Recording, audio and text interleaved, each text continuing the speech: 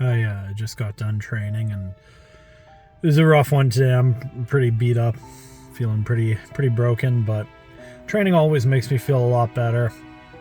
There's a lot of pressure to make film work, quote unquote. And I guess it just means doing something soon that's going to make meaningful money, because I'm getting to the point where I've just been living off credit cards and I need something more substantial. I've been surviving by training clients and stuff like that, but it's not enough. I need to do something substantial that's going to really make a difference in my finances before I'm going to have to claim bankruptcy or commit a heist or sell my kidney or something.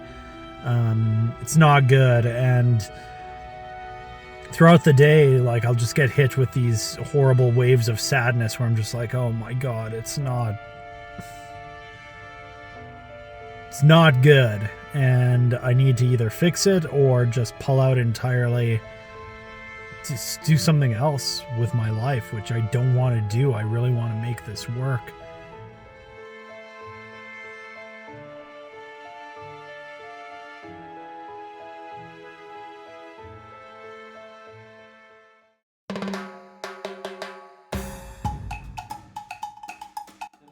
So I don't know. I thought that it was okay, but I want to just keep having content being released on YouTube. But that's one of the things that we need to talk about, is like the different directions with things. But the YouTube content, we already crossed the 1,000 subscriber mark. We're like 60 people away from 2,000 subscribers. Oh, damn. Okay. Yeah, so the YouTube is growing.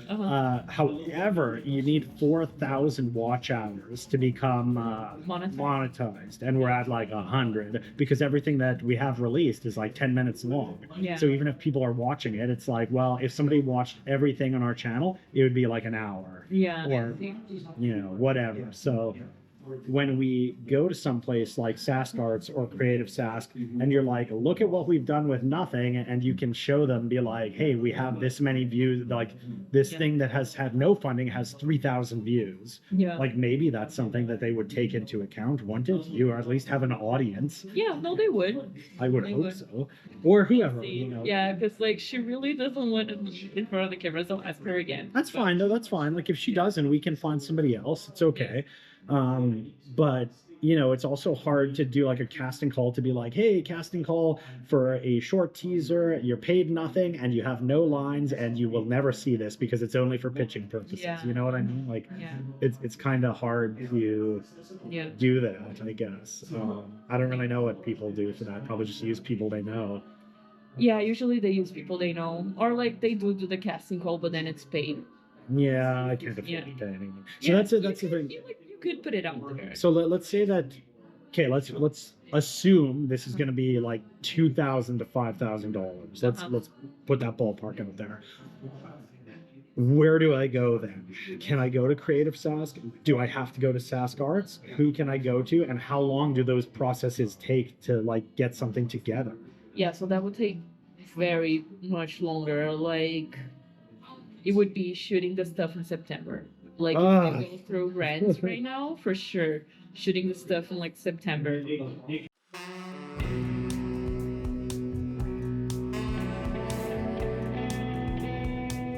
So something pretty cool happened this morning. One of my actor friends, shout out Brian England, really good actor. Any casting director is looking for kind of an unknown, get on it, cast Brian England. But he passed on a role to me that is like tailor-made for me.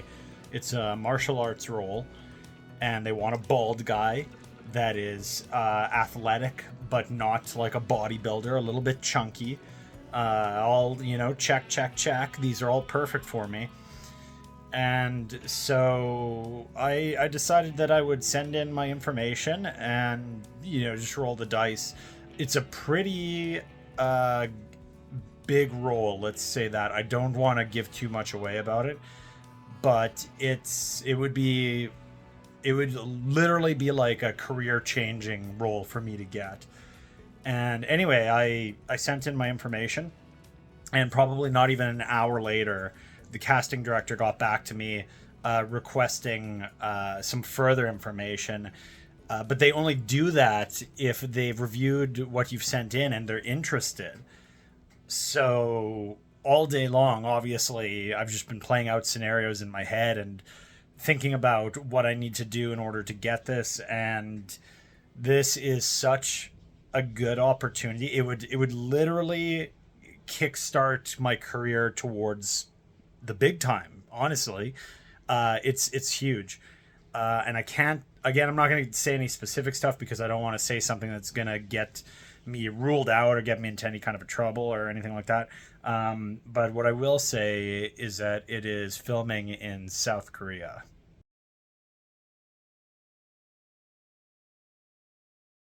One of the things that they asked me for is a stunt reel, and I did not have one ready to go.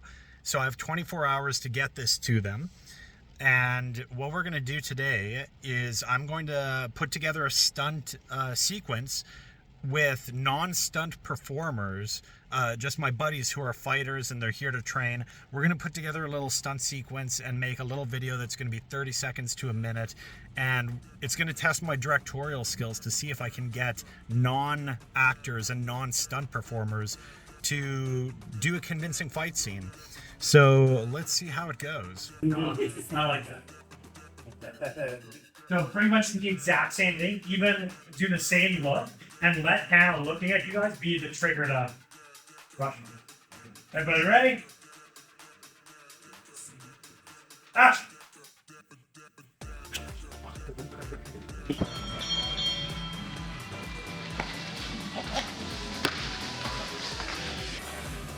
Okay, action. It's like the transporter meets war. Getting beat up to Crocodile Rock. Yeah, well, you know, to use what we got. Okay, everybody ready? Yeah. I'm you rolling. yell action, and then Yeah. they're just gonna beat me up. And Okay. I'm just gonna stay here and take it for a few seconds. Okay. Ready? You yell cut too, because Okay. otherwise they'll kill me. Okay. Okay.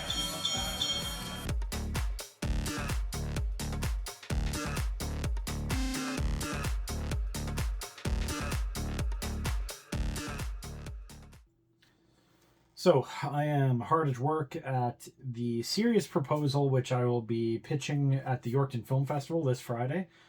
So it's 4 days away. I'm just kind of putting the last touches on it. I'm adding art to it, and I'm adding some different photos about locations and potential talent, stuff like that. And most of my eggs are going into this pitch basket. I really want this one to take off. A lot of opportunity if this is successful. So that's taking priority. But in the same time, I'm trying to film this behind the scenes stuff. And also we are doing an entire documentary on action figures, actually, that we really wanted it to be ready for the 1st of June. And more than likely now it is going to be for the end of June, because this series proposal has taken sort of priority over what I've been putting my time into.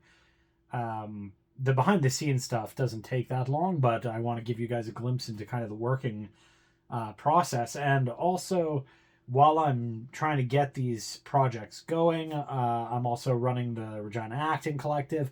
I'm teaching martial arts classes. I'm trying to train myself. I'm still training clients. So there's a lot of things going on. But the thing that is going to make me the most money and career opportunity is the series proposal. So that is number one. That's the most important thing. And yeah, I don't know. I've never sat down with a big label broadcaster like this before, so it's a big deal, obviously. But I think I'm gonna kill it if I can fight people in a cage with hundreds of people outside yelling and wishing for my death and stuff like that. And if I can get through that, then I can get through sitting one-on-one and pitching somebody an idea that I came up with.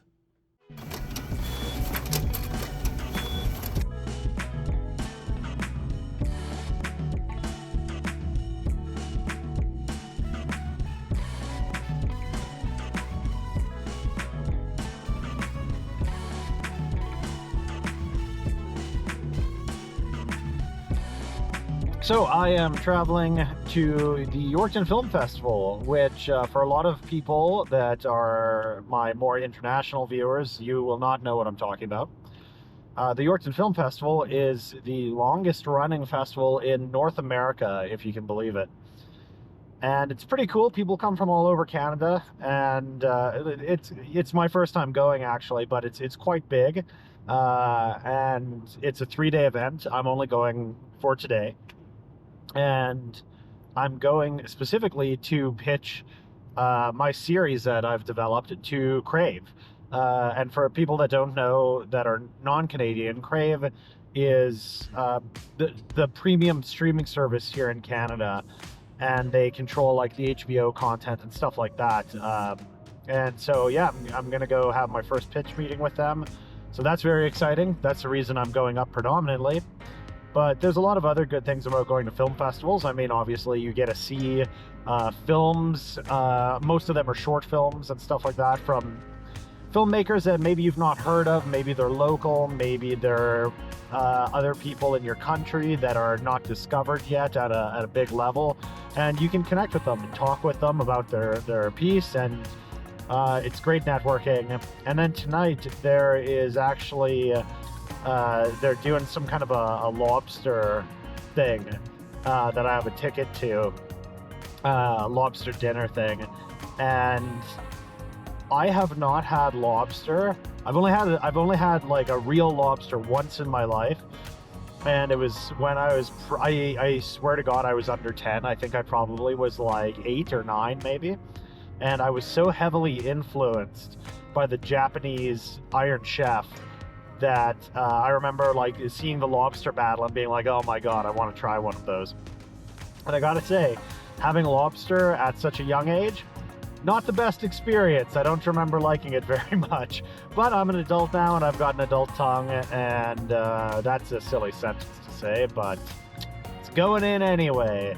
I'm an adult now though, so I'm excited to try it again with my more refined and beat down 35-year-old palate. So that should be pretty fun. That's later tonight. Hopefully the weather holds up. I know a portion of it is outside, so maybe I'll get rained on. I don't know. We'll see. But it's going to be a pretty exciting day, I think. So before I started driving, I didn't realize that the GoPro was set to portrait mode. And I apologize for that, because now we're on the highway and there's no way. Well, I mean, I could like pull over and fix it, but I'm not going to. I want to get there on time. And it turns out that the road I'm driving on is single lane, seemingly the entire way, which I didn't know, so that's horrible.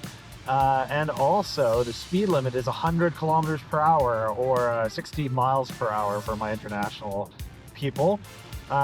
So we're not moving very fast, and most of this road I can't pass people. Thankfully right now as I'm recording this there's kind of no one around me, but oh man, I probably should have just pulled over and put this into, you know, cinematic mode. The portrait mode just does not look good. So the website doesn't actually say where any of these screenings are. There's one address, which I am at, and the doors are locked, and there's like nobody around, so I don't know where the fuck to go. I don't know what's going on. I have no idea where this film festival is taking place. There's supposed to be screenings from 9 a.m. Very confused right now. Now, I can't actually show you anything that happened at the Yorkton Film Festival because I was just watching things and doing industry stuff the whole time. But it was really good, really professional. I had a great time. I think it went about as well as it possibly could have gone. And in the evening, they paired skeet shooting with the lobster dinner, which was a bit of an odd choice, but it was super fun. And more than the film festival, the entire town of Yorkton got involved. And if you've never shot skeet, I really enjoyed it. I highly recommend it. The dinner was great, and then everyone went to an unofficial after party at a local bar, and the whole thing just seemed to get the town involved, and it was a lot of fun. I highly recommend it if you're in Central or Western Canada. Check out the Yorkton Film Festival.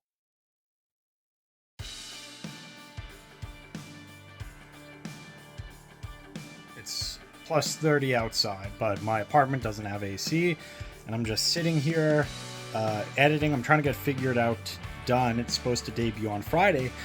We lost an entire week of editing time, though. As soon as you shoehorn yourself into that space, then it's like, am I really going to get hired also if I've never done this at that level before? Let's say they're 5 minutes and I do 30 videos, and there's actually more than 30 movies, but just for math's sake, that's 150 minutes of talking that I have to do, and then editing on top of that, music, any art that goes with it, YouTube thumbnails. So it's a big undertaking. Will I go crazy? Very possibly.